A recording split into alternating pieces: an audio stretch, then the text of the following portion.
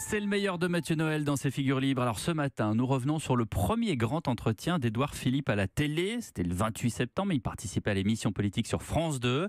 Il avait alors défendu tant bien que mal une des annonces les plus controversées en matière fiscale, la suppression du RSI, qualifié de cadeau pour les riches, ce qui avait amené Mathieu à s'interroger sur ce que cet impôt représente pour les plus riches. Et en même temps, c'est aussi un budget pour les riches. Ils ne sont donc pas oubliés. Oui, hier soir, face à l'économiste François Langlais, qui est pourtant plus proche idéologiquement de Florent Pagny que de Marx, Édouard Philippe a bizarrement eu un peu de mal à faire passer l'idée que la suppression de l'ISF était une bonne nouvelle pour les Français à revenus modestes. Et pourtant, chers amis pauvres, vous êtes probablement trop peu éduqués pour le comprendre, mais offrir 4,5 milliards de ristournes à 0,01% des plus riches, c'est une aubaine pour vous, mes mignons. Alors oui, c'est vrai, les yachts, les jets privés, les chevaux, les voitures de luxe, les lingots d'or, bref, tout ce qui fait le sel de la vie, ne seront bientôt plus pris en compte dans le nouvel impôt sur la fortune immobilière, l'IFI. Excellent tout cela. Excellent bien sûr du point de vue de Patrick, dont le navire, le Patou of the Seas, sera exonéré de taxes. Mais surtout pour vous, petits smicards chanceux comme des cocus. Car oui, évidemment, c'est pas avec un CAP coiffure qu'on vous l'a appris, mais si vous aviez fait comme Axel de Tarlet et moi de hautes études économiques, enfin surtout moi, parce que Sciences Po c'est quand même autre chose que le SC Toulouse, vous connaîtriez la théorie en vogue, qui est à la politique du gouvernement ce que le lubrifiant est à l'industrie du X, la théorie du ruissellement.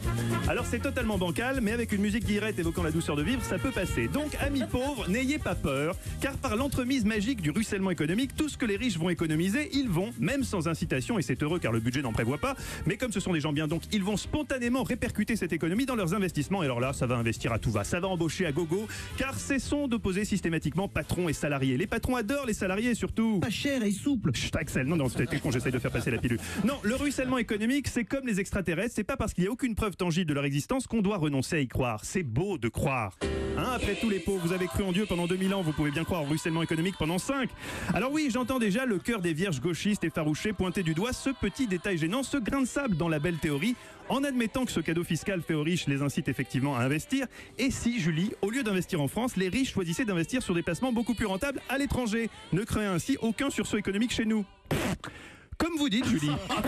Elle a dit ça. Alors, ok. Même le FMI dit que rien dans les faits ne permet de croire à la théorie du ruissellement, mais c'est probablement une institution tenue par des gauchos. Évidemment, Patrick, ils sont partout. Alors, n'oublions pas, ce soir pour fêter les filles, je vous invite chez Marx, le chef, hein.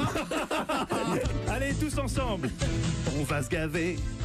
Place de l'Étoile dans ma BMW, à bord d'un yacht ou dans un jet privé. Je vais enfin pouvoir me saper comme Vincent Hervouet. On va se gaver dans un avion, dans un relais château. On va se gaver à se brûler la peau, à investir toujours plus haut, surtout à Macao. Mathieu Noël et son humeur sur l'ISF.